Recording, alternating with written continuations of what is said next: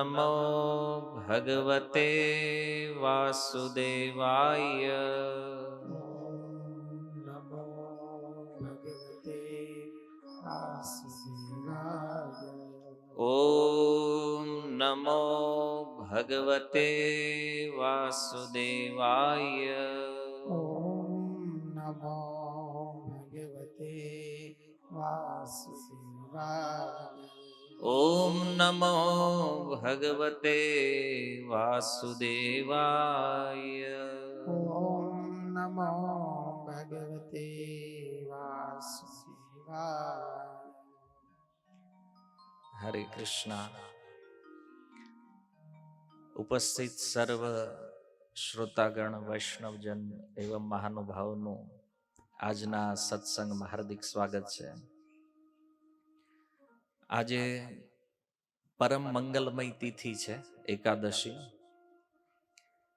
અને એકાદશીના આ પવિત્ર તિથિમાં આપણને આજે સત્સંગ શ્રવણનું સૌભાગ્ય પ્રાપ્ત થયું છે. તો આ એક ઉત્તમ લાભ છે.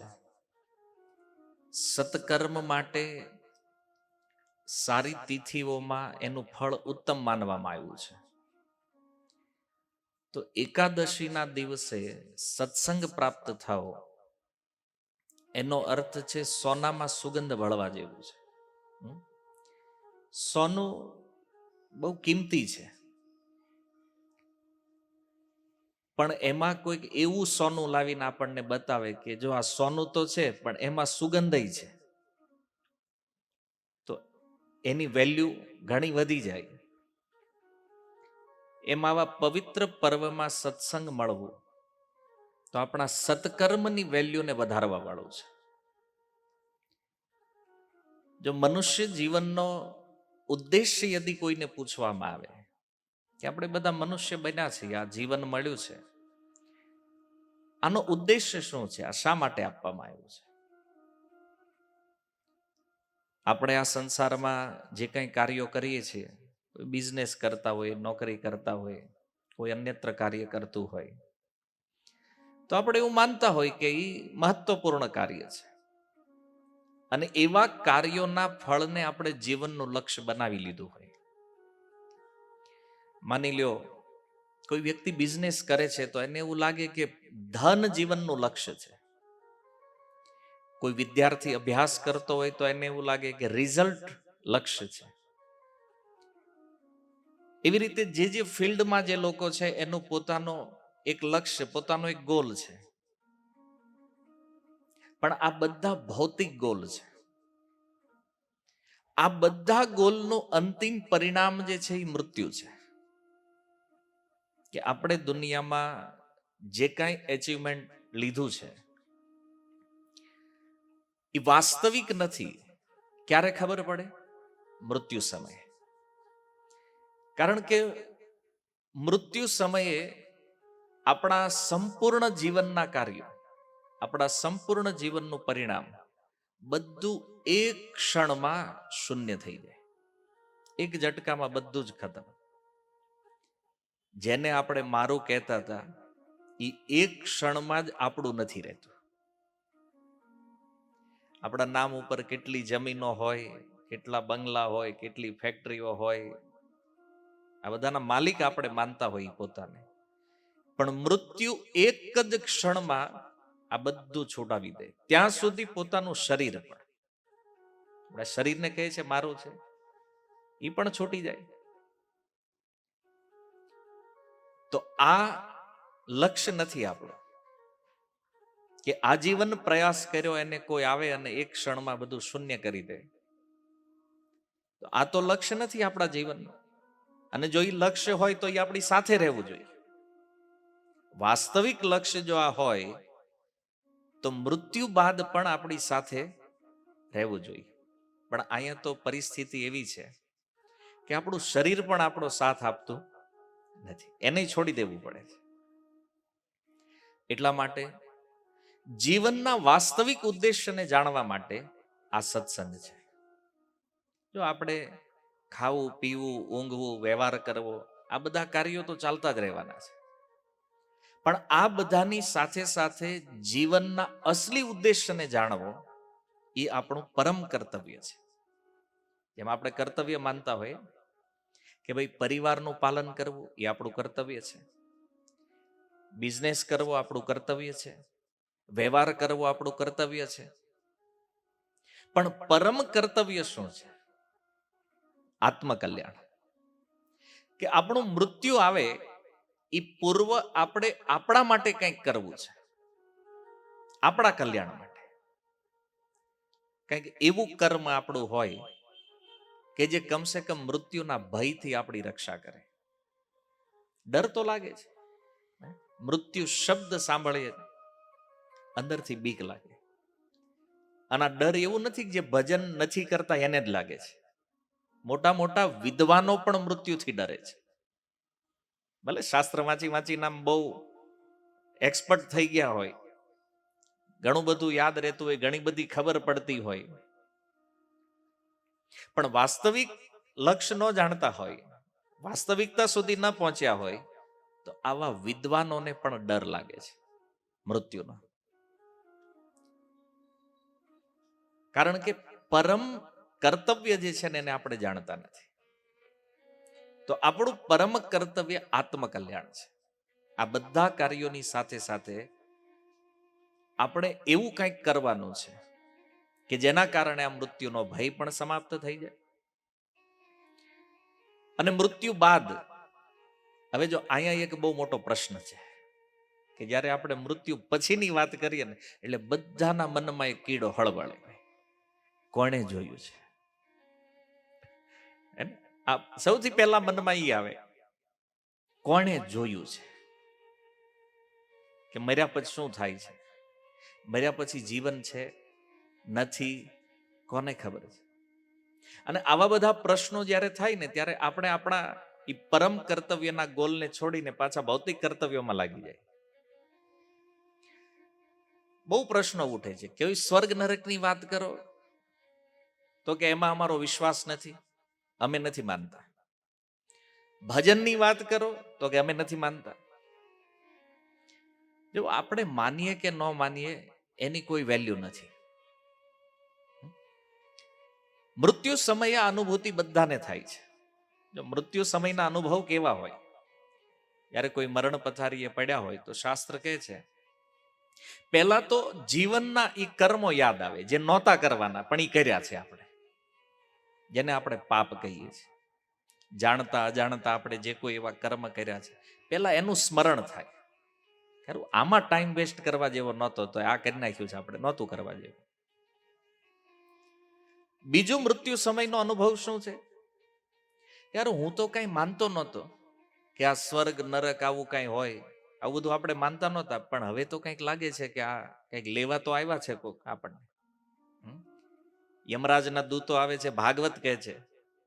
પણ આજ થોડા મોડર્ન કલ્ચરમાં કોઈ એવું વિચારતું હોય કે અમે નથી માનતા, કાંઈ નહીં, પણ મૃત્યુ સમય તો દેખાય ને. અને પ્રમાણ શું છે એનું? એટલું ભયાનક સ્વરૂપ છે, મળમૂત્ર છૂટી જાય પથારીમાં. જોઈએ છે આપણે ઘણી વાર બધી પીડાઓ, દુઃખ, ભય. અને ત્રીજું કે એક વાત કન્ફર્મ થઈ જાય કે આજીવન આપણે જે ભગવાનનો વિરોધ કર્યો છે, જે શાસ્ત્રોનો વિરોધ કર્યો છે કે આ બધું ખોટું છે, અમે નથી માનતા, પણ મૃત્યુ સમયે સમજાય કે ભગવાન જેવું તો કંઈક છે, વ્યવસ્થા તો છે. અને આવું ન હોત તો મૃત્યુ ઉપર આપણો કંટ્રોલ હોત. ક્યારે જવું, કયા સમય જવું, એ બધું આપણે નક્કી કરતા હોત, પણ એ આપણા હાથમાં નથી. અને આ સંસારમાં જેટલું પણ એચિવમેન્ટ કર્યું છે આમાંની એક પણ વસ્તુ આપણને આ સમયે કામ પણ લાગતી નથી. તો એ મૃત્યુ પથારીએ માણસ વિચાર કરે ને કે યાર મેં જીવનમાં આટલું બધું કર્યું પણ એમાંથી એકેય વસ્તુ અત્યારે જ કામ લાગતી નથી.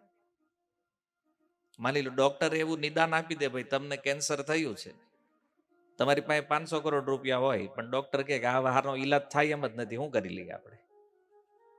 બેલેન્સ આપણું તગડું છે, આપણે થાય શું? લાચાર છીએ આપણે. હવે તો ત્યારે એ સમયે એવું લાગે ને કે યાર આટલી મહેનત કરી ના કર્યું પણ કઈ કામ તો લાગતું નથી, અને હકીકત નથી લાગતું. આ બધાનો અનુભવ છે. આવા બધા વિચારો આવે મૃત્યુના સમયે. અને એક વિચાર અવશ્ય આવે કે ભગવાન છે. તો ક્યારેક ક્યારેક થોડીક ભી વધારે આવે તોય આપણે માનવા માંડવી. કોરોના પહેલા બહુ મેસેજ હતા સોશિયલ મીડિયામાં, કોણ ભગવાન છે, હે ને? બધી ખોટી વાત છે, ધર્મ એક અફીણ છે, નશો છે, આવી બધી ચર્ચાઓ. કોવિડ પછી ખોવાઈ ગયા, એકઈ વાર મેસેજ નથી થયો. અનુભવ થઈ ગયો ને, પોતાના જ સ્વજનોને મરતા જોયા છે પોતાની સામે, બધું અભિમાન ઉતરી ગયું. ત્યારે એમ મૃત્યુ આ સંસારનું બધું જ અભિમાન ઓગાળી નાખે. આવો વિચાર અંતિમ સમયમાં ચાલતો હોય. અને ભય સૌથી મોટો શું છે ખબર? સૌથી મોટો ભય છે કે જે મહેનત કરીને આ બધું મેં કર્યું છે, આને મૂકીને મારે ભય જવાનું છે. આસક્તિ. આટલું સુંદર પરિવાર બનાવ્યું, આટલો સુંદર બિઝનેસ, આટલો સુંદર વ્યવહાર, અને બધું મૂકીને મારે વયું જવાનું છે. સૌથી મોટું દુઃખ આ છે, આસક્તિ. જાવું પડે છે ને જે, અને કેટલો દુઃખ લાગે.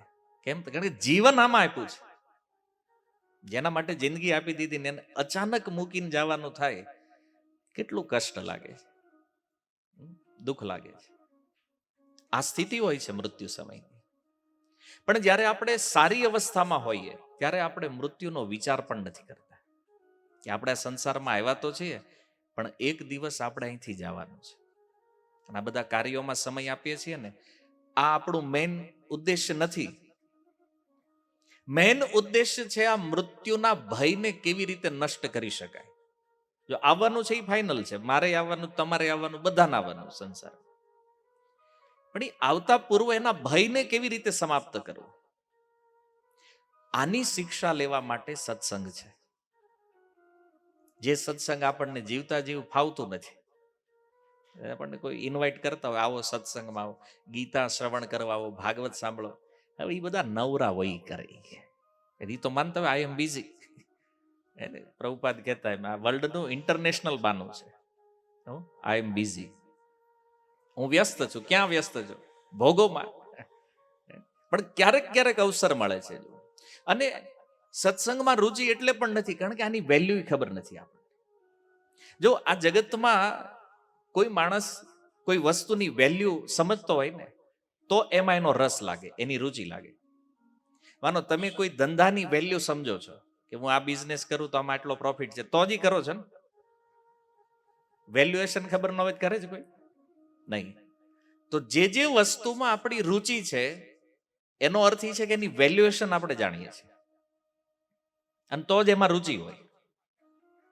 તો સત્સંગની વેલ્યુ શું છે આપણને ખબર નથી.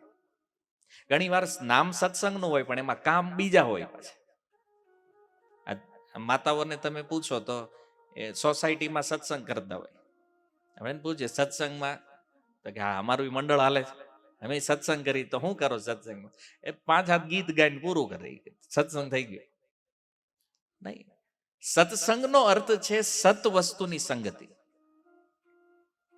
અને સત શું છે તો એ સમજવું પડશે પહેલા. તો એના માટે શાસ્ત્રોમાં આવવું પડશે. ભગવદ્ ગીતા અધ્યાય 2 શ્લોક ક્રમાંક 16. ભગવાન કૃષ્ણ અર્જુનને કહે છે, નાસતો વિદ્યતે ભાવો ના ભાવો વિદ્યતે સત ઉભયોર અપી. આ સંસારની અંદર બે જ વસ્તુ છે. ભગવાન જે વિદ્વાનો છે એને કીધું, સત્યના જે દ્રષ્ટાઓ છે એનો આ નિર્ણય છે. સત અને અસત બે જ તત્વ છે. તો સત વસ્તુ છે ભગવાન, આત્મા, અને આની સિવાયના જેટલા પદાર્થો છે આ બધા અસત છે. તો આની ખબર કેવી રીતે પડે?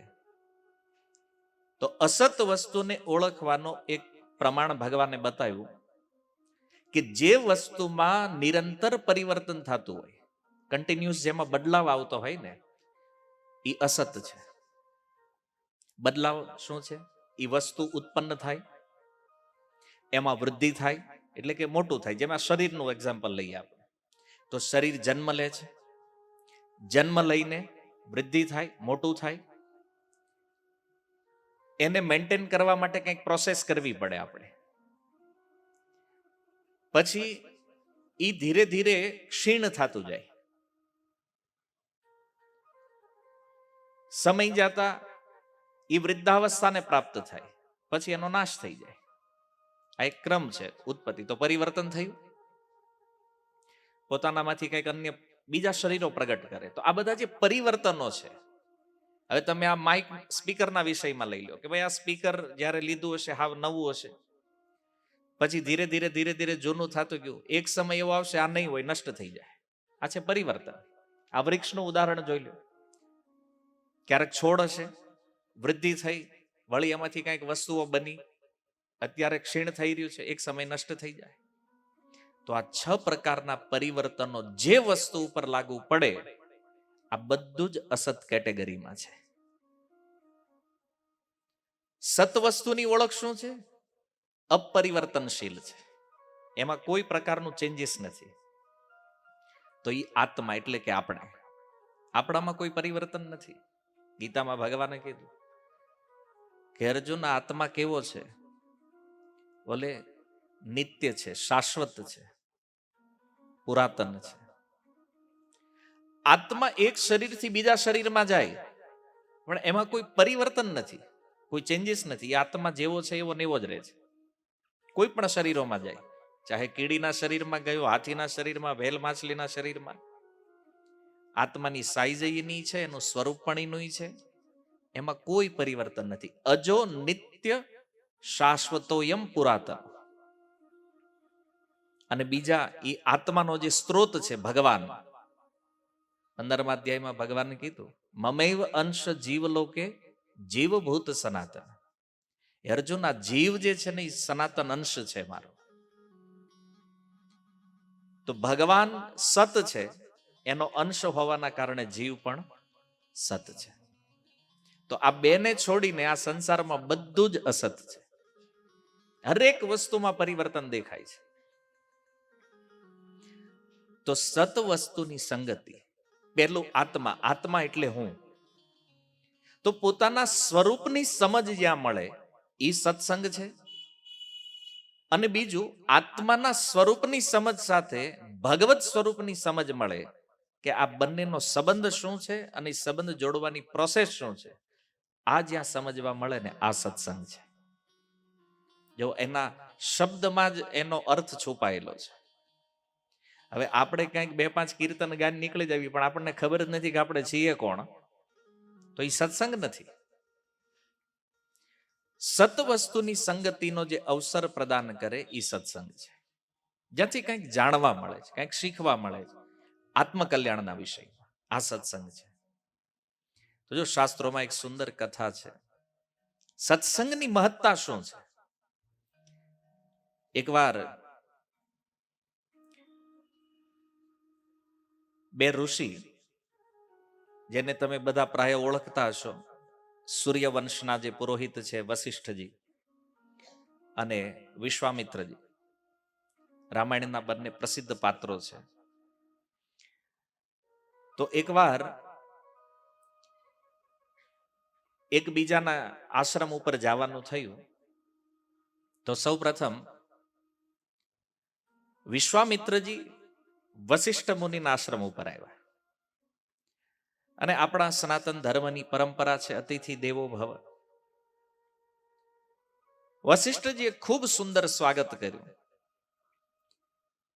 આતિથ્ય ધર્મ પ્રમાણે એમને આગતા સ્વાગતા કરી. વિશ્વામિત્રજી પરમ પ્રસન્ન થયા અને વિશ્વામિત્રજીએ કીધું કે મારી જે હજારો વર્ષોની તપસ્યા મેં કરી છે, આ તપસ્યાનું ફળ જે છે એ હું વશિષ્ઠજીને અર્પણ કરી દઉં છું.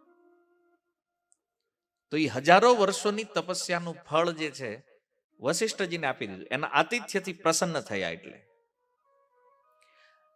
અને સમય રહેતા વશિષ્ઠ મુનિ વિશ્વામિત્રજીને ત્યાં અતિથિ બન્યા. તો એમણે પણ સુંદર સ્વાગત કર્યું. વશિષ્ઠજી પ્રસન્ન થયા અને એણે કીધું કે મેં જે સત્સંગ કર્યો છે, આ સત્સંગની અડધી ક્ષણ, આખી નહીં, અડધી ક્ષણનું જે ફળ છે એ હું વિશ્વામિત્રને અર્પિત કરી દઉં છું. વશિષ્ઠજી તો નીકળી ગયા, પણ વિશ્વામિત્રજીને ખોટું લાગી ગયું. હું કામ? મેં હજારો વર્ષોનું મારું ફળ જે છે આને આપી દીધું, અને એણે બદલામાં શું આપ્યું? સત્સંગની અડધી ઘડીનું ફળ ખાલી. તો રહેવાનું નહીં, ગયા વશિષ્ઠ મુનિ પાસે. વશિષ્ઠજીને જઈને કીધું કે તમે આ ઠીક નથી કર્યું. મેં હજારો વર્ષોની તપસ્યા તમને આપી અને બદલામાં તમે શું આપ્યું? સત્સંગની અડધી ઘડીનું ફળ આપ્યું છે. આ ઠીક નથી. તમે કંઈક આમ લેવલ થાય એટલું જ કમસે કમ કરો, ઉપરનું આપો તો કાંઈ નહીં. માની લો કોઈ કે આપણને ત્યાં 1000 લખાવ્યા હોય તો આપણે જઈ 1100 લખાવી સામે, થોડુંક ઉપર. તો આ કે તમે ઉપર ન કરો તો કાંઈ નહીં, લેવલ તો કરો. તો વશિષ્ઠજીએ કીધું કે મેં જે આપ્યું છે ને એ તમે જે આપ્યું છે એની કરતા વધારે છે. પણ વિશ્વામિત્રજી કે આમાં કાંઈ લાગતું જ નથી કે વધારે આપ્યું હોય એવું. ક્યાં હજારો વર્ષોની તપસ્યા અને ક્યાં સત્સંગનું અડધી ઘડીનું ફળ, આ બી ભેગું થતું નથી, આનું કંઈક કરો તમે. તો વિવાદ વધ્યો અને વધતા વધતા એને કીધું કે હાલો આનો નિર્ણય લેવા જ આવીએ આપણે. ગયા બે સ્વર્ગલોકમાં ઇન્દ્રને જઈને કીધું કે આમાં નક્કી કરો, આમાં કોનું ફળ વધારે છે, તપસ્યાનું કે સત્સંગનું? તો ઇન્દ્રદેવે કન્ફ્યુઝ થઈ ગયા કે આ આપણું કામ નથી, ઉપર જાવ. તો મોકલ્યા આગળ બ્રહ્માજી પાસે, બ્રહ્મલોકમાં ગયા. બ્રહ્માજીને કીધું તમે નક્કી કરો તો આમાંથી. બ્રહ્માજી કીધું મારે કામ વધારે છે, મારી પાસે ટાઈમ નથી, કારણ કે આ 14 લોક સંભાળવાના છે આખા. એટલે શિવજીને જઈને પૂછો. આવ્યા કૈલાસમાં ભગવાન શિવ પાસે.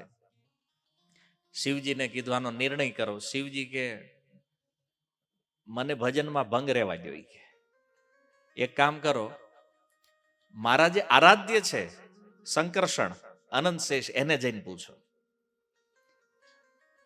તો આવ્યા બે અનંત શેષ ભગવાન શંકરષણ પાસે અને પ્રસ્તાવ મૂક્યો કે આવી રીતે ઘટના બની છે, અમે એકબીજાના અતિથિ બન્યા. તો વિશ્વામિત્રજીએ કીધું કે વશિષ્ઠજીએ મને અડધી ઘડીના સત્સંગનું ફળ આપ્યું, જ્યારે કે મેં એને હજારો વર્ષની તપસ્યાનું ફળ આપ્યું છે. તો અનંત શેષ ભગવાન કહે છે કે નિર્ણય બહુ સરળ છે, પણ હવે તમે બે મહાત્માઓ છો એટલે મારે થોડુંક વિચારીને કહેવું પડશે. તમે એક કામ કરો, મારી ઉપર આજે ભાર છે બ્રહ્માંડનો, તમે થોડી વાર તમારા બેયના તપનું જે બળ છે અને થોડુંક ઉપર ધારણ કરી લ્યો, તો હું વિચારું નિરાતે મારે નિર્ણય કોના પક્ષમાં આપવાનો છે અથવા કોનું સત્ય છે. તો વિશ્વામિત્રજીએ તપસ્યાનું બળ લગાવ્યું તો બ્રહ્માંડ હલ્યું નહીં. અને આ બાજુ વશિષ્ઠજીએ સત્સંગનું ફળ લગાવ્યું, અડધું આપ્યું હતું ને, અડધું લગાડ્યું તો બ્રહ્માંડ ઉપર ઉઠી ગયું. તોય વિશ્વામિત્રજીએ પૂછ્યું બતાવો કોનો નિર્ણય પાકો છે. તો અનંત શેષ ભગવાન કે છે આમાં નિર્ણય શું કરવાનો છે? તમે જો કે અડધી ક્ષણના સત્સંગના ફળે આખું બ્રહ્માંડ ઉપર ઉઠી ગયું છે, તમારી હજારો વર્ષોની તપસ્યા હલ્યું નથી, તો નિર્ણય તો થઈ ગયો ને કે હજારો લાખો વર્ષોની તપસ્યા કરતા પણ અડધી ઘડીના સત્સંગનું ફળ જે છે એ શ્રેષ્ઠ છે. આ શાસ્ત્ર કહે છે.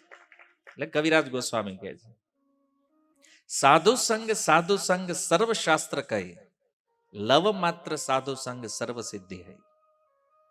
બધા શાસ્ત્રોનો સાર છે કે એક ક્ષણ માટે પણ જો કોઈ ભગવાનના ભક્તની સંગતિ મળી જાય, કોઈ સાધુની સંગતિ મળે તો વ્યક્તિ સિદ્ધિ પ્રાપ્ત કરી દે. લવ માત્ર સાધુ સંગ, જો થોડી એવી સંગતિ મળે ને તો પાર ઉતરી જાય. આના પ્રમાણ છે શ્રીમદ ભાગવત. પરીક્ષિત મહારાજને શ્રાપ પ્રાપ્ત થયો કે 7 દિવસની અંદર એને મૃત્યુ પ્રાપ્ત થશે. શમિક ઋષિના પુત્ર શ્રીંગી અજાણતામાં શ્રાપ આપી દીધો પરીક્ષિત મહારાજને. હવે બન્યું એવું કે 7 દિવસમાં મરવાનું છે. પરીક્ષિત મહારાજને જ્યારે ખબર પડી તો પરીક્ષિત મહારાજે નિર્ણય કર્યો કે આપણે આત્મકલ્યાણ કરવું છે. આ 7 દિવસ બધાના જીવનમાં ટાઈમ એટલો જ છે, કારણ કે જે અઠવાડિયામાં 7 વાર છે, સોમથી લઈને રવિ, એ 7 દિવસમાંથી કોઈ એક દિવસ જ છે જ્યારે આપણે જવાનું છે, પણ એ કયા અઠવાડિયાનો કયો દિવસ છે એ આપણને ખબર નથી. પરીક્ષિત મહારાજ માટે સારું એ હતું કે એને ખબર હતી કે આજથી 7મા દિવસે મારે નીકળવાનું છે, એટલે મતલબ 7 દિવસ તો છે મારા હાથમાં, તો મારે શું કરવું જોઈએ? પહેલો પ્રશ્ન એના મનમાં એ થયો. આપણે દવાખાને ગયા હોય, ડોક્ટર રિપોર્ટ કરે ને એમ કે હવે તમારી પાસે 6 મહિના છે, આપણે અડધા તો એમના મરી જાય. સારું, બસ 6 મહિના, કદાચ 6 મહિના ઓછા લાગે, કોઈને 2 વર્ષ કીધું હોય ને તોય ઢગલો થઈ જાય ને. 2 વર્ષમાં નીકળવાનું તો હતું જ, તે આપણે એની ઉપર વિચાર નથી કર્યો ભાઈ. પણ આ તો સારું છે, ટાઈમિંગ મળી ગયો એમ કે ભાઈ ચાલો 2 વર્ષ પછી, 2 વર્ષ સુધી તમે અહીં છો, તો એ 2 વર્ષમાં શું કરવું જોઈએ? અચાનક જ્યારે કોઈ રોગનું નિદાન આવે ને આપણને ખબર પડે એટલે આપણે પહેલા એ કરવી, કાગળિયા ફેરવો, આ નામે કરો જ્યાં જ્યાં જેને કરવાનું છે. આપણે આ બધી માથાકૂટમાં પડીએ કારણ કે જ્ઞાન નથી. જ્યારે વાસ્તવિકતા એ છે કે બુદ્ધિમાન વ્યક્તિનો નિર્ણય કેવો હોય. જો પરીક્ષિત મહારાજને ખબર પડી કે આજથી 7મા દિવસે મારે નીકળવાનું છે આ સંસાર છોડીને, તો એના જે 4 પુત્રો છે, સૌથી મોટા જન્મેજય એને રાજા બનાવી, એક વસ્ત્ર ધારણ કરીને પાવન ગંગાજીના તટે આવીને બેઠા છે. પરીક્ષિત મહારાજ ત્યાં આવ્યા, અનેક સાધુઓ, અનેક ઋષિ મુનિઓ ત્યાં આવ્યા કે આ પરીક્ષિતને 7 દિવસમાં જવાનું, અને બધા જાણતા હતા કે આને કથા સુખદેવજી સંભળાવવાના, એટલે કોઈ કહેવાની હિંમત ન કરી કે ભાઈ હાલો અમે કંઈક ઉપાય બતાવી દઈએ. આવીને બેઠા, બધાને ખબર છે કે સુખદેવજી આવશે તો કંઈક કથા કહેશે, અને એમાં કેવલ પરીક્ષિતનો લાભ નથી, આપણો લાભ થવાનો છે. અને બન્યું એવું, એ ગંગાજીના તટે બેઠા અને એ સમયે સુખદેવજીનું આગમન થયું સભામાં. સુખદેવ ગોસ્વામી આવ્યા અને એમને એક સુંદર સ્થાન, આસન આપી પરીક્ષિત મહારાજનો આતિથ્ય સત્કાર કર્યો, એમના ચરણમાં બેઠા અને એમણે પ્રશ્ન કર્યો કે હે સુખદેવજી, તમે સમસ્ત યોગીઓના ગુરુ છો, સંસારમાં જેટલા જેટલા અધ્યાત્મવેત્તા છે આ બધાના ગુરુ છો તમે, અને એટલા માટે અતઃ પૃચ્છામિ સંસિદ્ધિમ યોગીનામ પરમમ ગુરુ, એ યોગીઓના પરમ ગુરુ, મારો એક પ્રશ્ન છે. શું પ્રશ્ન છે? કિમ કર્તવ્ય? આ સંસારમાં સર્વથા મ્રિયમાણસ છે, જે નિત્ય મૃત્યુથી નિકટ છે, આવા વ્યક્તિએ શું કરવું જોઈએ? આ પ્રશ્ન કર્યો એમણે. સર્વથા મ્રિયમાણસ છે મતલબ જે મૃત્યુથી નિકટ, મૃત્યુથી નજીક જે છે, અને આપણી નજર પેલા જાય ગઢા બુઢા હોય એની ઉપર, આ જવાના છે એ કે પેલા. કોઈને પૂછો મૃત્યુથી નિકટ કોણ છે, આપણો વિચારી આવે ને કે જેની ઉંમર થઈ ગઈ હોય, 90 વટાવી ગયા, આવડા જાય. પણ જો આ મૃત્યુ લોક છે, અહીંયા 100 વર્ષ 110 સુધી ઈ રે, 25 વર્ષ વાળા એ પહેલા નીકળી જાય. અહીં કોઈ ફિક્સ નથી કોણ પહેલા જાય કોણ પછી જાય. પિતા પહેલા પુત્ર પણ મૃત્યુ પામે, અહીંયા કોઈનું નક્કી નથી, એટલે આ સંસારને મૃત્યુ લોક કહેવામાં આવે છે. અને આપણી ધારણા એવી છે કે આ ગઢા મૃત્યુથી નિકટ છે, બાહ્ય દ્રષ્ટિમાં દેખાય, પણ વાસ્તવિકતા એ છે કે આપણે બધા મૃત્યુથી નિકટ છીએ. કારણ કે આપણો સમય કેટલો છે એની આપણી પાસે કોઈ જાણકારી નથી, આપણે નથી જાણતા. એટલા માટે પરીક્ષિત મહારાજનો આ પ્રશ્ન જે છે ને એ બધા લોકો માટે છે, આપણા બધા માટે, કે નજીક તો છીએ આપણે મૃત્યુથી. અત્યારે સૂઈ ગયા તો કાલ સવારે આંખ ખુલશે કે નહીં, આનું આપણી પાસે ક્લિયરન્સ નથી. કાલ જાગશું કે નહીં, જાગી ગયા તો ભગવાનની કૃપા, પાકું તો નથી. છતાં આપણે મોજમાં છીએ કે ના ના આપણો વારો નહીં આવે કાલ, આ ભાઈ ભલે કે કાલ તો આપણે નથી જવાના. આ એક સાયકોલોજી છે, મહાભારતમાં છે આ પ્રશ્ન. યક્ષ જ્યારે યુધિષ્ઠિર મહારાજને પૂછે છે કિમ આશ્ચર્ય, આ જગતમાં આશ્ચર્ય શું છે? તો યુધિષ્ઠિર મહારાજ કહે છે અહની અહની ભૂતાની ગચ્છન્તિ યમાલય, એક પછી એક જીવ આ સંસારને છોડીને યમરાજના દ્વારે જઈ રહ્યા છે, યમાલય. તો વાહે જે વધ્યા છે એમ વિચારે છે કે હું નથી જવાનો. ઇતિ આશ્ચર્ય, આ સૌથી મોટું આશ્ચર્ય છે. અને પ્રાય બધા લોકો આ બ્રહ્મમાં જીવે છે કે હજી આપણે વાર છે. અને ક્યારેક ક્યારેક અચાનક કોઈના સમાચાર મળે ને મૃત્યુના, તો આપણને એવું થાય, એટલે કાલ હારે હતા હજી હોય, મારી બાજુમાં બેઠા હતા પ્રોગ્રામમાં, કે આજ ફોટામાં બેસી ગયા. થાય આપણે બધાને એક દી તો ફોટામાં આવવાનું છે. અને આવું આશ્ચર્ય આપણે વ્યક્ત કરતા હોઈએ કે ભાઈ અમારી હારે હતા, કાલે અમે આ કર્યું, હજી સાંજે અમે હારે જમતા હતા. કીધું ને મૃત્યુ લોક આ નિશ્ચિત નથી. પણ આશ્ચર્ય એ છે કે આપણે એવું માનીએ છીએ કે મારે હજી વાર છે. આ સૌથી મોટી ભ્રમણા છે. કહેવાનું તાત્પર્ય એ છે કે બધા જ મૃત્યુથી નિકટ છે. એટલા માટે પરીક્ષિત મહારાજનો આ પ્રશ્ન જે છે એ આપણા બધા માટે લાગુ પડે છે. શું કરવું જોઈએ જે નિકટ છે? શુકદેવજી એનો ઉત્તર આપતા કહે છે, તસ્માત ભારત સર્વાત્મા ભગવાન ઈશ્વરો હરિ. હે ભારત, ભારત ભરતના વંશજ પરીક્ષિત મહારાજને ભારત કહે છે. મૃત્યુથી નિકટ છે એ વ્યક્તિએ 3 કાર્ય કરવા જોઈએ. સર્વાત્મા, ભગવાન, ઈશ્વર અને હરિ, 4 વિશેષણ એક શ્લોકમાં ભગવાન માટે પ્રયોગ થયા છે. સર્વાત્મા, જે સર્વવ્યાપી છે, કણ કણમાં જે વ્યાપ્ત છે ભગવાન, સર્વવ્યાપી છે. ઈશ્વર જે છે, ઈશ્વરનો અર્થ સંસારનો સંપૂર્ણ કંટ્રોલ જેના હાથમાં છે. ભગવાન જે ષડ ઐશ્વર્ય પૂર્ણ છે. ભગવાન શબ્દનો અર્થ થાય જે 6 ઐશ્વર્યોથી પૂર્ણ છે, એને ભગવાન કહેવાય. વિષ્ણુ પુરાણ અનુસાર સંપૂર્ણ ધન, સંપૂર્ણ બળ, સંપૂર્ણ સુંદરતા, સંપૂર્ણ જ્ઞાન, સંપૂર્ણ વૈરાગ્ય અને સંપૂર્ણ ત્યાગ, 6 ઐશ્વર્ય પૂર્ણ માત્રામાં જેની અંદર છે એને ભગવાન કહેવામાં આવે.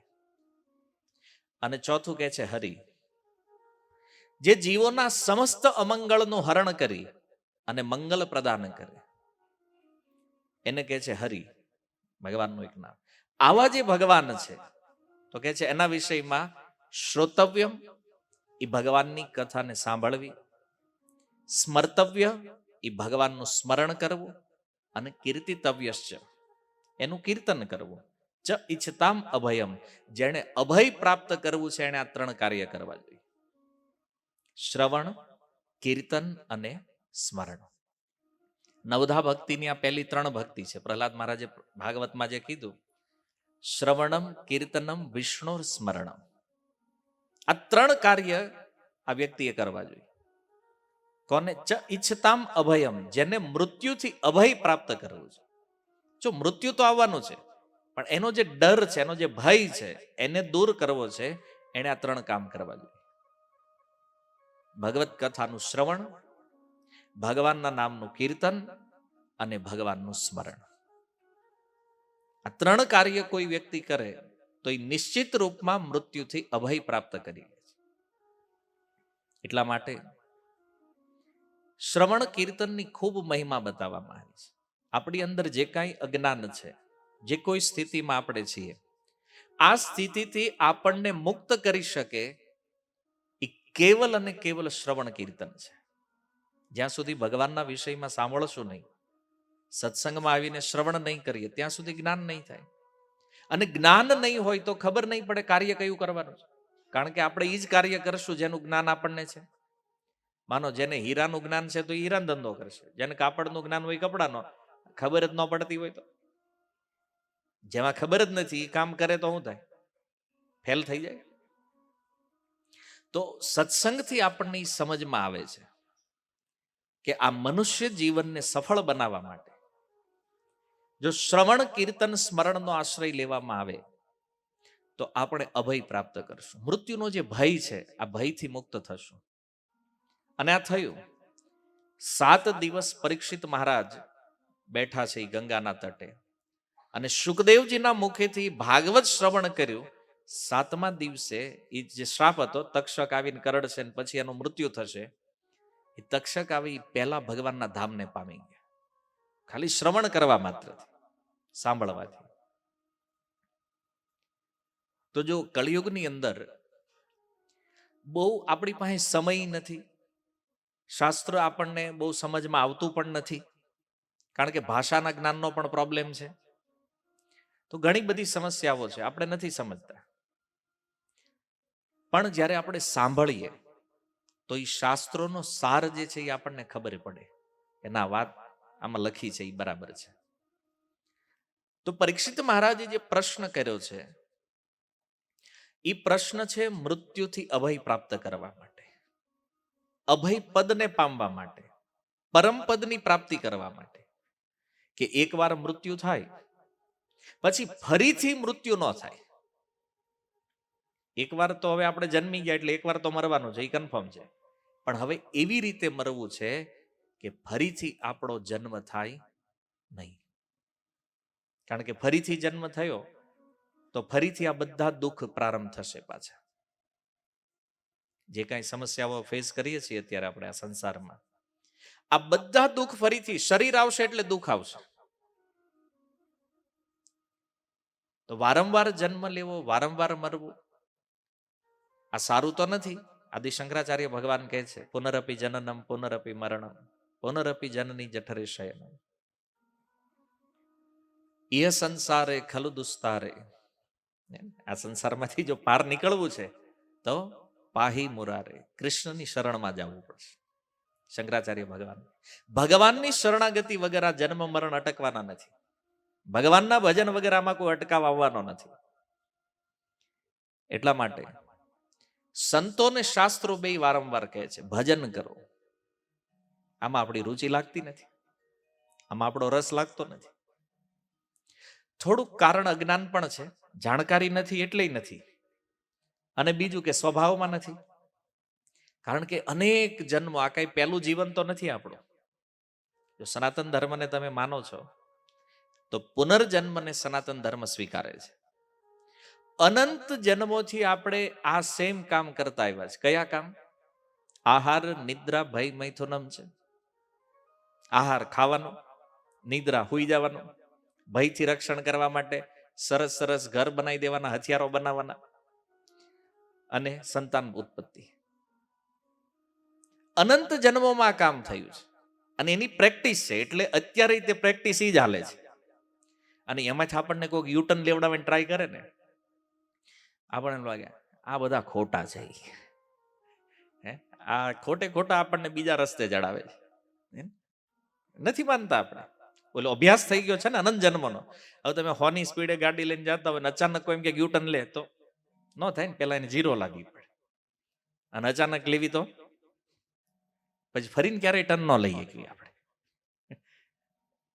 એમ અનંત જન્મનો જે અભ્યાસ થઈ ગયો છે, આહાર, નિદ્રા, ભય, મૈથુનના ભોગનો, હજી એ અભ્યાસ પડેલો છે અંદર.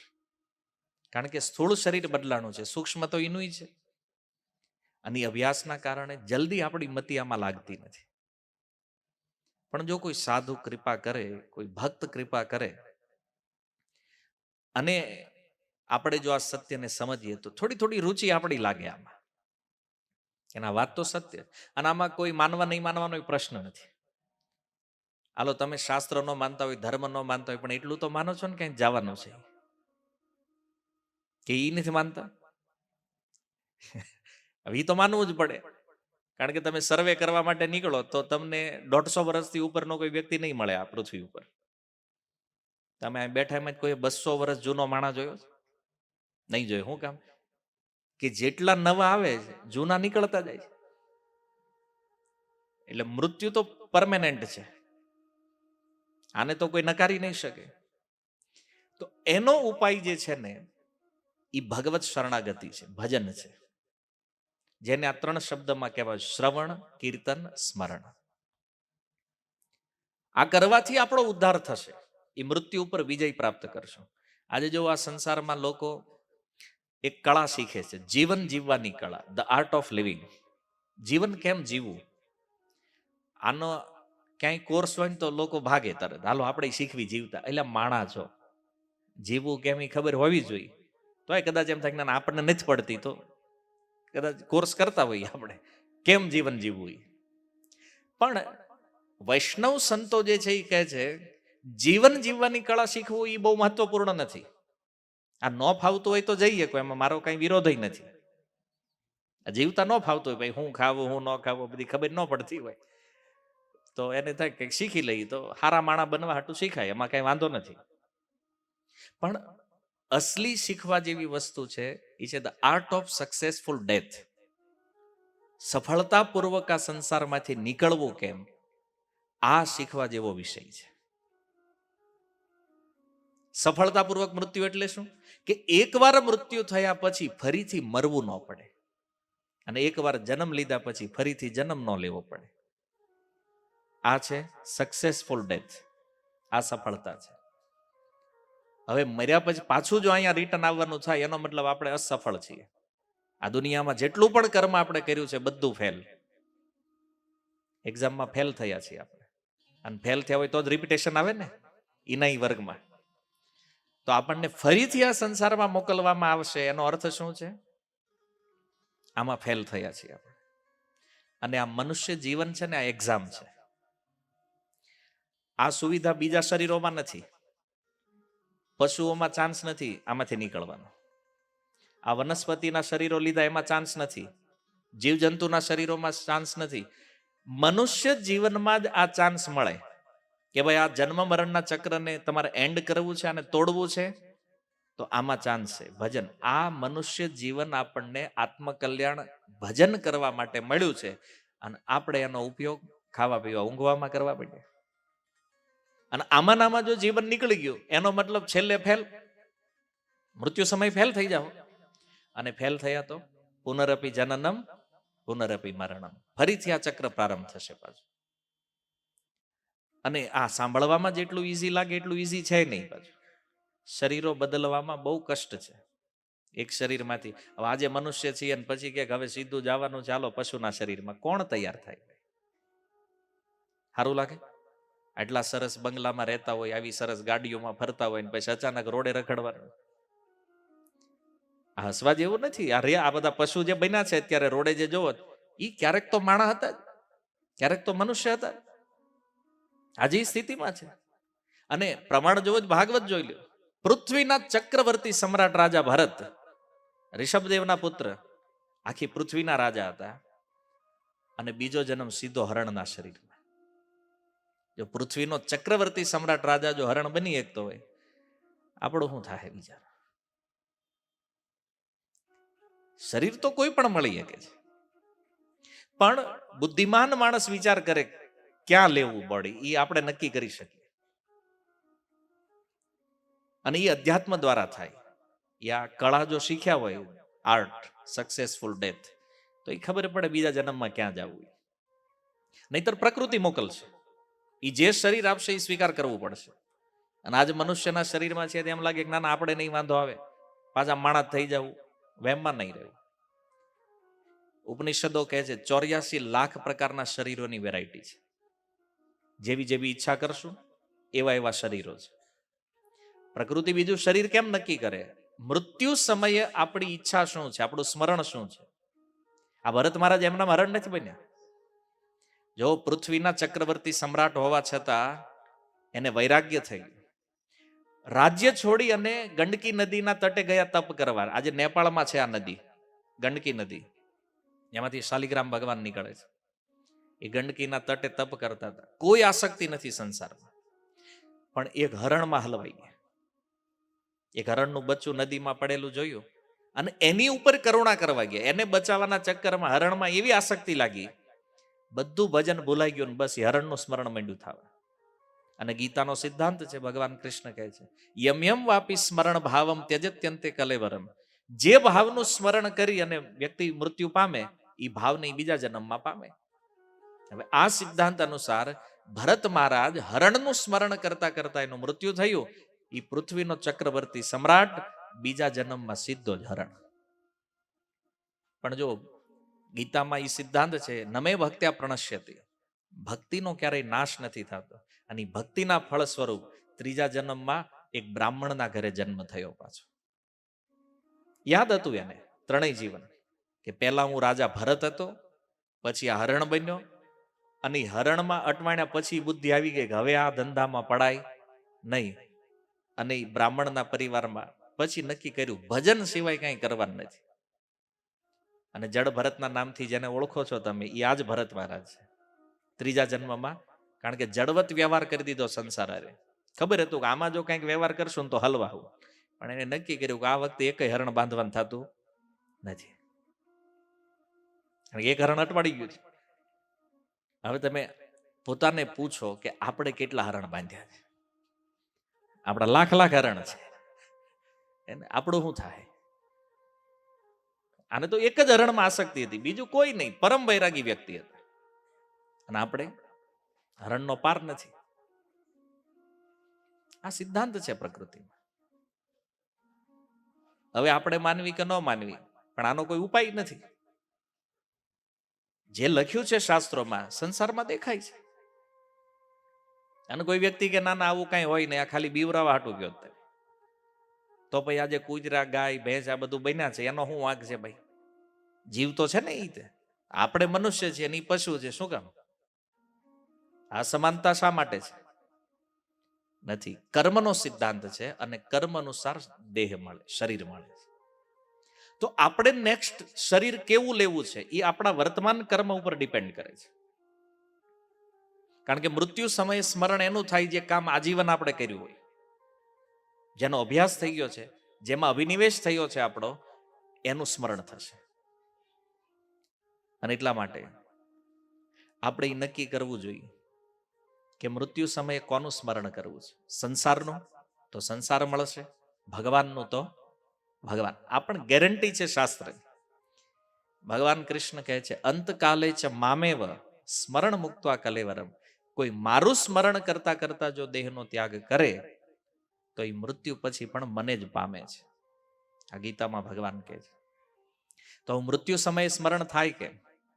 માની લો આ સાંભળીને કોઈ એમ વિચાર કરે એ તો આ સારું છે ને કે આજીવન ધંધો કરવી ને મરતા સમયે રામ બોલી દેવું, હે થઈ ગયું કામ કે આપણું. આ તો હારામાં હારી સિસ્ટમ છે. પણ પ્રોબ્લેમ એ છે કે આપણે ક્યારે મરવાના છીએ ખબર નથી, કેટલા વાગે મરવાના છે એ ખબર નથી, અને મૃત્યુ સમયે આપણી સ્થિતિ શું હશે એ ખબર નથી. અને બીજું કે આપણને અભ્યાસ નથી, કારણ કે યાદ તો છેલ્લે એ આવશે જેની પ્રેક્ટિસ સૌથી વધારે છે. તો જો આજીવન ભગવાનનું નામ લીધું હોય તો મૃત્યુ સમયે ભગવાનનું સ્મરણ થાય. બાકી ડાયરેક્ટ આપણે એમ વિચારતો હોય કે આને ભગવાનનું સ્મરણ થઈ જાય, ન થાય.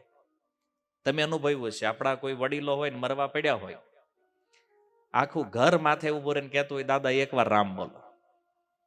બોલે છે? એને બોલવું જ ન હોય, એ મનમાં વિચાર આ બધા જાય ધારવી કહેવાય, એમ માથું હાખે મરવાય નહીં દેતા નથી. અને બોલવું એમાં એની રુચિ જ નથી, એની ફાવટ જ નથી. તમે પરાયણે કેટલી વાર બોલાવશો એને? અને જો સૌથી મોટું નાટક આ છે, એ આખું ઘર હું કામ છેલ્લે રામ નામ હું કામ લેવડાવે છે? કારણ કે જાણતા કે અજાણતા પણ બધાની અંદર એટલું જ્ઞાન પડેલું છે કે ભગવાનના નામ સિવાય આ જગતમાં બીજો કોઈ ઉપાય નથી. એટલે જ આખું ઘર મંડે છે ને એને, દાદા ગમે ઈ કરો એકવાર રામ બોલો. દાદો કે નથી બોલવું, નીકળ લે તું. નથી થતું. અને એનથી મોટું નાટક બીજું શું છે ખબર? સ્મશાન જ્યારે લઈ જાય ને ત્યારે હું બોલે છે રામ નામ સત્ય છે. કોની હાટું? કારણ કે જે મરી ગયો છે એ તો હોઈ ગયો, એ ક્યાં સાંભળે? જેનું મૃત્યુ થયું એ સાંભળે છે? નથી સાંભળતો. તો એ ઉપાડીને કે રામ નામ સત્ય. એ બિચારો ઉપર બેઠા બેઠા જોતો હશે, એ ક્યાં તમે વાહે વધ્યા એની હાટું છે. યાર હું તો વયો ગયો એમ નામ. હવે તમારી પાસે જે ટાઈમ વધ્યો છે ને તો તમે રામનું નામ લ્યો. તો આ રામ નામ સત્ય જે વાહે વધ્યા છે એને એના ઉદ્દેશ્ય માટે છે. તો ઓલા એમ કે આમ વયો ગયો એની હાટું છે. હાલે છે ને ઊંધું, આખું બધું પ્રકરણ જ ઊંધું છે બધું. જોવો, ઈ માનતા જ નથી આપણે કે આપણા માટે છે. આપણને એમ લાગે એ બધું એની હાટું. એવું નથી. ભગવાનનું નામ જે છે ને એ સર્વ શાસ્ત્રોનો સાર છે. આપણને કાંઈ આવડે ન આવડે, ખબર પડે ન પડે, ભગવાનનું નામ લેતા આવડી ગયું ને તો આ સંસારથી પાર થતા તમને કોઈ ન રોકી શકે. આજીવન પણ જો અભ્યાસ તમે કરો, રોજ ભલે 2 માળા 5 માળા કરતા હો, તો સંભાવના છે કે અંતિમ સમયે ભગવાનનું સ્મરણ થાય. બાકી એમ ડાયરેક્ટ કોઈ એમ વિચારતા હોય નામ યાદ આવી જાય, આવું કોઈને હજી સુધી થયું નથી. થતું પણ નથી. એટલા માટે હરિનામ જે છે ને એ સાર છે. આજ ભાગવતમાં સુખદેવજી કહે છે કે પરીક્ષિત મુક્ત થવું હોય ને, કીર્તના દેવ કૃષ્ણસ્ય મુક્ત સંગ પરમ રજેત. કૃષ્ણનું કીર્તન કરો, એનું નામ જપ કરો. નામ સંકીર્તનમ યસ્ય સર્વ પાપ પ્રણાશનમ. તો ભગવાનનું નામ કેટલું ફાયદાકારક છે. પાપનો તો નાશ કરી દે છે બધું, નહીતર પાપ ભોગવવું પડે. પણ જો હરિનામનો ફાયદો એ છે, ભગવાનના નામનો, કે તમે ભગવાનનું નામ લ્યો ને તો નામ પાપનોય નાશ કરે અને ભગવાનના ચરણમાં પ્રીતિ પણ કરે. એક જ વસ્તુ, ઓલ ઇન વન. શાસ્ત્ર ત્યાં સુધી કહે છે જેને ભગવાનનું નામ લેતા આવડી ગયું ને, આને બીજું કાંઈ કરવાની જરૂર નથી. કળિયુગનો યુગ ધર્મ છે હરિનામ. તમે જો આ કળિયુગમાં જે ભક્તોને ભગવાનની પ્રાપ્તિ થઈ છે, જેને ભગવાન મળ્યા, ઇતિહાસ જોઈ લો તમે. જેને જેને ભગવાન મળ્યા છે ને એને નામથી મળ્યા છે. મહેતા નરસિંહ લઈ લો, મીરાબાઈ લઈ લો, તુકારામજી, આખા ભારતના 500 વર્ષનો ઇતિહાસ ઉઠાવો બધો. નામ સિવાય બીજું કોઈ સાધન કોઈ કર્યું નથી. કેમ? કારણ કે કળિયુગનો સાર જ હરિનામ છે. અને ખબર એ બધાને છે. પાછું એવું નથી કે છુપાયેલું સિક્રેટ છે.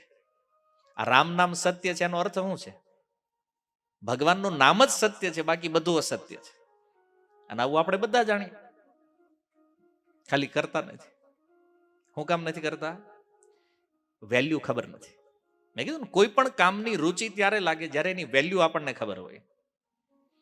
તો જો 500 વર્ષ પહેલા એક ઇતિહાસ, સત્ય ઘટના વૃંદાવનમાં બની. વૃંદાવનમાં એક આચાર્ય થયા, સનાતન ગોસ્વામી, 500 વર્ષ પૂર્વ. હવે સનાતન ગોસ્વામી જ્યારે વૃંદાવનમાં ભજન કરતા હતા, એનું ભજન એટલું ઉત્કૃષ્ટ કક્ષાનું હતું, સાક્ષાત ભગવાન શિવ એ જ્યારે હરિનામ લેતા હોય ને તો એ સાંભળવા માટે શિવજી આવતા. વિચારો, એનું ભજન કેટલું ઊંચા સ્તરનું હશે. આજે તમે ગોવર્ધન પરિક્રમા કરવા જાઓ તો રસ્તામાં એક ગામ આવે છે, ચક્રેશ્વર મહાદેવ. આજે પણ છે ત્યાં. સામે સનાતન ગોસ્વામીની ભજન કુટીર છે. શિવજી સાંભળતા એનું હરિનામ. આવા મહાત્મા અને કાશીનો એક બ્રાહ્મણ, એને શિવજીની તપસ્યા કરી, શિવજીને પ્રસન્ન કર્યા અને શિવજીને કીધું કે મારે દીકરીના વિવાહ કરવા છે, મારી પાસે ધન નથી, તો તમે કંઈક કૃપા કરો. શિવજીએ, હવે જો શિવજી તે કૃપા કરે છે તો એના લેવલથી કરે છે. એણે કીધું એક કામ કરે, મારો એક મિત્ર છે વૃંદાવનમાં, એનું નામ સનાતન ગોસ્વામી છે, તો તું વૃંદાવન જા અને મારું નામ આપજે. શિવજીએ મોકલ્યો, એ તને પારસમણી આપશે. તમે વિચાર કરો, પારસમણી જે વ્યક્તિ પાસે હોય તો એની કલ્પના લોકો કરે તો જો ને કે મોટો રાજમહેલ હશે, એનો ખૂબ મોટું ઐશ્વર્ય હશે. અને બ્રાહ્મણ ખુશ થતા થતા વૃંદાવનમાં આવે. એને એમ કે આ સનાતન ગોસ્વામી એટલે આ તો કોઈ મોટા રાજા હશે. કળિયુગમાં પારસમણી એટલે, પારસમણી ઓળખો છો? હા, લોખંડને અડાડો સોનું કરી નાખે. લોખંડ આવ્યા ને વૃંદાવનમાં પૂછ્યું યમુના તટે કોઈને કે આ સનાતન ગોસ્વામી ક્યાં રહે છે? તો યમુના તટે એક પર્વત જેવું હતું, નાની એવી જગ્યા. એને કીધું એ ન્યા છે. અને જેવા એ સનાતન ગોસ્વામીની કુટીરે પહોંચે બ્રાહ્મણ, એને તો મનમાં આમ આંચકો લાગી ગયો. એને થયું કે શિવજીએ ખોટું એડ્રેસ નહીં આપી દીધું, કારણ કે આ તો બાબાજી છે, ભજન કરે, એક ઝૂંપડી બનાવીને એમાં ભજન કરે. એને થયું કે રોંગ એડ્રેસ આપ્યું, કોઈક બીજો વ્યક્તિ હશે સનાતન નામનો. પારસમણી જેની પાસે હોય ઝૂંપડીમાં થોડો રહેતો હોય. એને થયું કે અહીંથી જ રિટર્ન વયો જાઓ. પણ એને થયું કે હવે અહીં હું આવ્યો છું પૂછી લઉં. તો એને પૂછ્યું કે સનાતન ગોસ્વામી તમે છો? એ કે હા, મારું જ નામ છે, બોલો. શિવજીએ મોકલ્યો છે મને. અચ્છા, શું કામ? તો કે પારસમણી તમારી પાસે છે અને એ મને જોતો છે. ભગવાન શિવ એવું કહે છે તમારે એ મને આપવાનો છે. તો સનાતન ગોસ્વામી કીધું હા, પારસમણી છે મારી પાસે. તો ઓલા અંદર હા, એડ્રેસ તો સાચું, વાંધો નથી. પણ કન્ફ્યુઝન તો હતું કે ઝૂંપડીમાં પારસમણી આમ કોમ્બિનેશન બે હતું નથી. એ કાંઈ નહીં, કે આપણને મણી મળી જાય, આપણે પછી હું લેવા દેવા છીએ એમ. કેરી ખાવ ને આંબા હારે શું મતલબ છે? તો સનાતન ગોસ્વામી કીધું કે જો આ ઝૂંપડીમાં એક ખૂણામાં કચરાનો ઢગલો હતો નાનો એવો. એને કીધું ઈ કચરામાં કંઈક બે દી પહેલા જોયો તો ન્યા પડ્યો છો. ઓલો બ્રાહ્મણ ઓર આશ્ચર્યમાં પડી ગયો. યાર આપણી પાસે કંઈક હારો હીરો હોય, સીવીડી હોય તો આપણે છૂટા નથી મૂકતા. એને આ તો ઓરિજિનલ છે પારસમણી, કે આને કચરામાં રાખે છે. વાત હજમ થતી નથી, પણ હવે કરે હું બિચારો, એની પાસે કોઈ ઓપ્શન નથી. એના મનમાં એ જ વિચાર કે પારસમણી જેવી વસ્તુને કોઈ કચરામાં કેવી રીતે રાખીએ. પણ એ કે કાંઈ મતલબ નહીં, હું જોઈ લઉં પહેલા. તો આમ થોડુંક આમ કચરું આડવડું કર્યું, જોયું તો વાસ્તવમાં પારસમણી નીકળ્યો એમ. અને પારસમણી મળ્યો પછી તો ઊભો રે ભાઈ. એ કદાચ આનું મન ફરે ને પાછો માગી લે એને કરતા નીકળો અહીંથી જલ્દી. એવું થાય ને, આપણે ક્યારેક કોઈકની પાસે પેમેન્ટ લેવાનું હોય ને આપણે લેવા ગયા હોય, એમ કે હાલ આજ આપી દઉં, વળી થોડીક વાર બેસી જાય તો ઓલો કે તમને કાલ આપીશ આજે. થાય ને, કોઈક છટકાવી દે કદાચ. એ કે આ છટકાવી પેલા આપણે છટકો. ઈ કે અને યમુનાજીના પટમાં મંડ્યો દોડવા, પણ પારસમણી છે ને હાથમાં. અને બ્રાહ્મણ પાછો બુદ્ધિમાં નહીં ખરો, તો એને વિચાર કર્યો એ ખરું પારસમણી જે માણા કચરામાં રાખતો હોય, તારું બીજું કેવડું ધન હશે એની પાસે મોટું. પારસમણી જે કચરામાં રાખે મતલબ ઈ કંઈક અન્ય સંપત્તિનો માલિક હોવો જોઈએ, આનાથી શ્રેષ્ઠ. હવે તમે કોઈની ઘરે જાઓ અને આમ જો નોટોના બંડલ પડ્યા હોય, જ્યાં જોવો ત્યાં સોફા ઉપર ને ટીપા ઉપર ને 500 ના બંડલ રખડતા હોય, તો આમ જોઈને વિચાર આવે ને, ખારું જેને ઘરે આમ પૈસા રખડતા હોય તેને મેન કેટલા હશે ઈ. તો આને ઈ વિચાર થયો કે હારું પારસમણી અને એમ નામ આપી દીધો મને, ખાલી શિવજીનું નામ આપ્યું એમાં, આની પાસે કંઈક ધન હોવું જોઈએ. આવ્યો પાછો રિટર્ન. સનાતન ગોસ્વામીએ પૂછ્યું હવે શું થયું છે? કે મને એવો સંદેહ છે કે તમે પારસમણી જો કચરામાં રાખો અને વગર ઓળખાણે મને આપી દો, એનો મતલબ એ છે કે તમારી પાસે આનાથી બેટર શ્રેષ્ઠ કાંઈક ધન હશે. તો એ કે છે ને, તો એ કે ઈ જોતું છે. હવે જો લાલચ હું ન કરાવે, તો એ કે ઈ આપો. સનાતન ગોસ્વામી કે આપી દઉં, પણ પેલા એક કામ કર્યા, પારસમણી છે ને યમુનામાં નાખતો આવી જાય. ઓર આશ્ચર્ય થયું, પારસમણી યમુનામાં નાખી દઉં? કે આ કેમ? આજ તું માગવા આવ્યો, ભજનમાં ડિસ્ટર્બ કરે છે, કાલ કોઈક બીજો આવશે, મને ડિસ્ટર્બ કરશે ખોટો, એની કરતા તું યમુનાજી અને વચ્ચે નાખતો આવજે, પાછો સેન્ટરમાં. ગોતવા જાય પાછો મળે નહીં. અને હવે જો પારસમણી એમ નામ આવી દઉં એટલે વિશ્વાસ કેવો બેઠો હોય પાકો, પ્રાઇવેટ બોટ કરીને ગયો, નાખી દીધો પારસમણી. અને પછી આવી નહીં કે લાવો ઓલું ધન આપો, આપી માળા આ લે. બ્રાહ્મણ ગારો બાવો છેતરી ગયો. પારસમણી નખાઈ દીધો ને હવે આ માળા પકડાવે છે. બિચારો એટલો દુઃખી થઈ ગયો, એટલો આમ મતલબ પછી તો આહોડા થોડા રોકાય. સનાતન ગોસ્વામીને દયા આવી, કાંઈક બેહાડો બાજુમાં. તકલીફ શું છે? તમે ઈ કે આવું કરાય કે પારસમણી નખાવી દીધો ને હવે આ માળા પકડાવો તમે. સનાતન ગોસ્વામી કીધું ઈ કે અસલી ધન આ છે. ઈ બધા ધન જે છે એ કોઈ વેલ્યુએબલ નથી. અસલી ધન હરિનામ છે. અને આ લીધા પછી ઓલા ધનની જરૂર પડતી નથી. ઈ કે ઈ તમે બાવાજી છો, તમે આ બધું કહી શકો. અમારે ઘરે કામ કેટલું, આ દીકરીના લગ્ન હાટું હું આવ્યો હતો. આઠ ધગો ખાધો ના પારસમણી નખાઈ દીધો. તમે બહુ મોટો વિશ્વાસઘાત કર્યો છે મારી યાર. પછી સનાતન ગોસ્વામીએ પોતાની ઓળખ આપી. સનાતન ગોસ્વામી કોણ છે? તો એ સમયમાં મુસલમાનોનું શાસન હતું ભારત ઉપર. બંગાળના, એ વખતે બંગાળ રાજધાની હતી ને, બંગાળના રાજા હતા નવાબ હુસેન શાહ, અને એના ફાઇનાન્સ મિનિસ્ટર હતા આ સનાતન ગોસ્વામી. તમે નહીં માનો, આજથી 500 વર્ષ પૂર્વ એનો પગાર કેટલો હતો ખબર છે? 500 વર્ષ પૂર્વ મહિને 30 લાખ. આજે કોઈને હોય ને એ હાથમાં ન આવે. આજ કોઈ મહિને 30 લાખનો પગાર હોય એ ઉપર હાલતા હોય. 500 વર્ષ પહેલા ભારતના આ ફાઇનાન્સ મિનિસ્ટર, 30 લાખ રૂપિયા પગાર, એનું નામ હતું સાકર મલિક. મૂળમાં બ્રાહ્મણ પરિવાર, પણ મુસ્લિમ હારે નામ ચેન્જ થઈ ગયેલું, સાકર મલિક. તો સનાતન ગોસ્વામી કીધું કે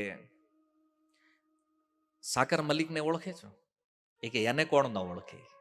આખું ભારત ઓળખે છે ઈ. તો એ કઈ સાકર મલિક જે છે ને એ જ સનાતન ગોસ્વામી હું છું. ત્યારે ઓલા બ્રાહ્મણને થયું ઈ કે તમે ઓલા ફાઇનાન્સ મિનિસ્ટર હતા ઈ? બોલે હા ઈ જ. નાણામંત્રી, વિત્ત મંત્રી ઈ જ છું હું સનાતન. તા એટલું મોટું ઐશ્વર્ય, કારણ કે હજારો લાખોની સેના હાલતી એની પાછળ. એ કે આટલું ઐશ્વર્ય છોડીને આયા શું કરો છો? બોલે ઈ બધું ખોટું ધન હતું એટલે છોડી દીધું. અસલી ધન છે ને હરિનામ છે, એટલે આ લઈને બેઠો. સમજાણું ઈ બ્રાહ્મણને કે નામથી વધારે મહત્વપૂર્ણ કોઈ નથી. એટલે મીરાએ કીધું પાયોજી મેને રામ રતન ધન પાયો. આ અસલી ધન છે. પછી તો ઓલો બ્રાહ્મણ ગયો નહીં કે આવું પરિવારનું જે થાવું એ થાય, કે આપણને તો અસલી ધન મળી ગયું અને રહી ગયો આજીવન નાન્યા સનાતન ગોસ્વામી આગળ ભજન કરવા માટે. તો જો આ વાસ્તવિકતા છે કે અસલી ધન ભગવાનનું નામ છે. શું કામ? કારણ કે જિંદગી કે બાદ ભી, જિંદગી કે સાથ ભી. આ જીવો તોય હારે રે, મરો તોય હારે રે. અને આપણે જેને ઓરિજિનલ માનવી છે ને એ ખાલી જીવીએ ત્યાં સુધી, મરી જાય પછી નો હારે રે. હજી સુધી ઇતિહાસમાં એવો કેસ નથી બન્યો કે અહીંથી કોઈ એક રૂપિયો પાવલી કોઈ લઈને ગયા હોય. આવું થયું નથી. પણ હરિનામ એક એવું ધન છે જે હંમેશા આપણી હારે રહે છે. મૃત્યુ પછી પણ જ્યાં જ્યાં જશું ત્યાં હારે રહેશે. તો આપણા જે સંતો આચાર્યો થયા એને સમજાયું અસલી ધન આ છે, પણ આપણું મન આમાં વિશ્વાસ નથી કરતું. શું કામ? કારણ કે આપણો વિશ્વાસ ઓલા ધનમાં બેઠેલો છે. ભલે એ રાખો, આપણે કઈ સનાતન ગોસ્વામી જેમ મૂકીને જ દેવું બધું.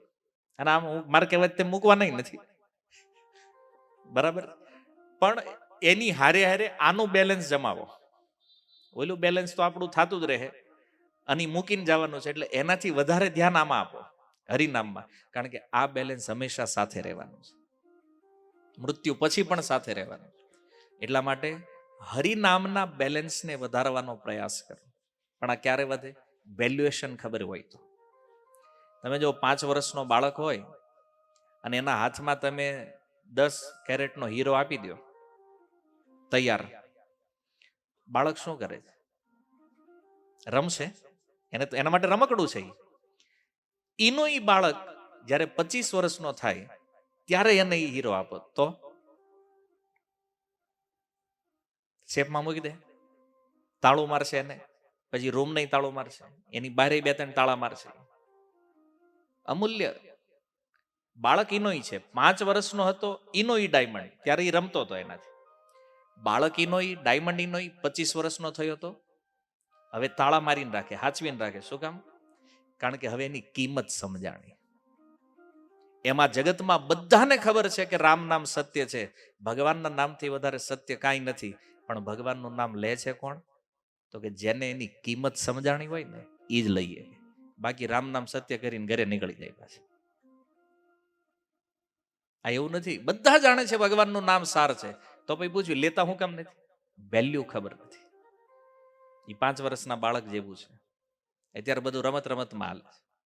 પણ જે દિવસે વેલ્યુએશન ખબર પડશે કે આ મૃત્યુ અને જન્મ મરણના પ્રવાહથી બચાવવા વાળું આ હરિનામ છે, પછી એનું નામ ક્યારેય નહીં છૂટે. ખાતા પીતા ઉઠતા બેઠતા હંમેશા એ ભગવાનનું સ્મરણ કરતો રહે છે. પણ આ સ્મરણ ત્યાં સુધી નહીં થાય જ્યાં સુધી એની વેલ્યુ ખબર નહીં પડે. 25 વર્ષનો થયો ત્યારે જ ખબર પડી ને આની કિંમત કરોડોમાં છે, તો કેમ તાળું મારીને હાચવીને મૂકી દીધું? પણ એ 5 વર્ષનો હતો ત્યારે એને ખબર નહોતી કે મારા હાથમાં જે વસ્તુ છે એની કિંમત શું છે. ત્યારે એ રમતો હતો. આપણું પણ એવું છે. જ્યાં સુધી આ મનુષ્ય જીવનની કિંમત ન સમજાય, જ્યાં સુધી ભગવાનના નામની કિંમત નહીં સમજાય, ત્યાં સુધી આપણે લાગવાના નથી આમાં. કારણ કે સિદ્ધાંત એ છે કે વેલ્યુએશન ખબર પડે તો જ એમાં રુચિ આવે. તો આ સત્સંગ જે છે એ આપણને આપણા જીવનની વેલ્યુ સમજાવે છે કે આ જીવન કેટલું અમૂલ્ય છે, દુર્લભ છે. અને આ જીવનનો ઉપયોગ જો ખાલી ખાવા પીવા ઊંઘવામાં કર્યો તો અંતે કાંઈ હાથ લાગવાનો નથી. પણ જો થોડો એવો સમય પણ આપણી પાસે 24 કલાક છે, થોડો એવો સમય પણ જો આપણા આત્મા કલ્યાણ માટે કાઢ્યો, ભગવાનના નામ માટે સમય આપશું, તો આ નામ જે છે ને કહે છે બહુ મોટા મોટા ભયથી આપણી રક્ષા કરશે. ગીતામાં ભગવાન કીધું સ્વલ્પમ અપિયસ્ય ધર્મસ્ય ત્રાયતે મહતો ભયાત. થોડું એવું કરેલું ભજન જે છે એ મોટા મોટા ભયથી રક્ષા કરે છે. અને એનું પ્રમાણ પણ ભાગવત છે. અજામિલ નામનો એક વ્યક્તિ હતો, બહુ પાપી, ખૂબ પાપ કર્યા. દુનિયામાં એવું કોઈ પાપ નહોતું એને ન કર્યું હોય. પણ આ દીકરાનું નામ નારાયણ હતું ને, તો અંતિમ સમય યમરાજના દૂત લેવા આવ્યા અને એને એમ કે ઓલા છોકરાને લેવા આવ્યા છે. તો અનાયાસ નારાયણ નામ નીકળ્યું અને ભગવાનના પાર્ષદોએ આવીને એની રક્ષા કરી. આ ભાગવત જુઓ, કેટલો મોટો ભય હતો એને નરક જવાનો, પણ પુત્ર માટે પણ નામ લીધું તો અજામિલનો ઉદ્ધાર થઈ ગયો. તો વિચાર કરો, ભગવાન માટે જો આપણે નામ લેશું તો આપણી સુરક્ષા થશે કે નહીં મૃત્યુથી? આ નિશ્ચિત છે. એટલે જો તમે એવું ચાહો છો કે આપણે આપણા મૃત્યુને સફળ બનાવવું છે, તો હરિનામનો અભ્યાસ કરો, ભગવાનના નામની પ્રેક્ટિસ કરો. ભલે રોજ કોઈ એક માળા કરતું હોય, 2 માળા. શરૂમાં કહેવા વાળા આવશે કે હાલે તમે ક્યારથી ચાલુ કર્યું? આ કાઠિયાવાડી સુપર ડાયલોગ, જે તમારા હારે રહેવા વાળા છે ઈ. કારણ કે આપણી પથારી હારે વાળા જ ફેરવે, એને જ ખબર હોય ને ક્યાં કરી છે આપણે. એમ હવે તમે માળા લઈને ભગવાનનું નામ લ્યો તો સારું કામ છે ને, તો ઈ કે તમે આ ચાલુ કર્યું, તમે એમાં આવી ગયા કે તે ઓલાને બીજાને થાય હાલો ને મૂકો, આ કાંઈ કરવું નથી, કે આ શરમ લગાડ. બીજાનો માંડ સીધા રસ્તે જતો હોય તો. એટલે સંગ કેવો રાખવો ને એ બહુ વિચારવા જેવું છે. જે આપણને આ સંસારમાં હલવાડે ને એની હારે રહેવાની જરૂર નથી, હે ને. એ ભલે આમ આપણા મિત્ર લાગતા હોય, પણ હકીકત મિત્રના રૂપમાં શત્રુ છે. અસલી મિત્ર ઈ છે જે આ સંસારથી નીકળવાનો માર્ગ બતાવે. બાકી હલવાડવા વાળા દેખાડે જ બધા, હે ને. આ ન કરાય ને આમ ન કરાય ને, એ તો કીધા કરે, ઈ કે આપણે કરતા હોઈએ કરાય. આ બધા કાઠિયાવાડી ફેમસ ડાયલોગ છે આ બધા. એટલે જ્ઞાન તો છે પણ નથી લાગતા ભજનમાં. તમે જો, અને એમાંય વળી પાછા અહીં શેરીમાં નીકળ્યા હોય તો પૂછે 2-5, કેમ તમે માળા લીધી, કાંઈ તકલીફ છે? તે ઓલાને એમ થાય યાર તકલીફ વાળા જ માળા કરતા છે, ભજન કરતા. પેલા હારું આટલી વીઆઈપી સોસાયટી આપણું સ્ટેટસ આમાં નહીં જળવાઈ, એમાંય મૂકી દે. એટલે જો ભજન બંધ કરાવવા વાળા ઘણા છે, પણ ભજન કરાવવા વાળા બહુ ઓછા છે. તો આપણા અસલી સ્નેહી, અસલી સ્વજન ઈ છે જે આપણને ભગવાન બાજુ લઈ જાય અને ભગવાનથી વિમુખ લઈ જાય. ભલે ઈ સ્વજન લાગતા હોય કે સ્નેહી લાગતા હોય કે મિત્ર, ઈ છે શત્રુ આપણા. તો હવે એ આપણે નક્કી કરવાનું છે, મૃત્યુ ઉપર વિજય પ્રાપ્ત કરવો છે કે મૃત્યુને આપણી ઉપર વિજય પ્રાપ્ત કરવા દેવો છે. ઓકે, હરે કૃષ્ણ. શીલ પ્રભુપાદ કી નિતાય ગૌર પ્રેમાનંદે.